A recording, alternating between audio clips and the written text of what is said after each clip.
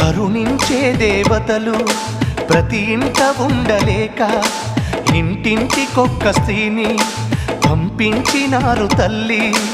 ఎవరమ్మా నీవు, నీకేమవుతారు? తల్లిగా మారావు, కొడుకై నడిచావు. యుగ ధర్మం విలువలకే నూతన అర్థం తెలిపావు. అందుకే కంటే కూతుర్ని కనాలిరా, మనసుంటే మగాడిలా పెంచాలిరా. కూతురు మైనస్ కొడుకే ప్లస్ అను తాతల నాటి లెక్కలు కాదు. కొడుకుల కోసం చేసిన ఖర్చు గోడకు వేసిన సున్నం కదర. కంటే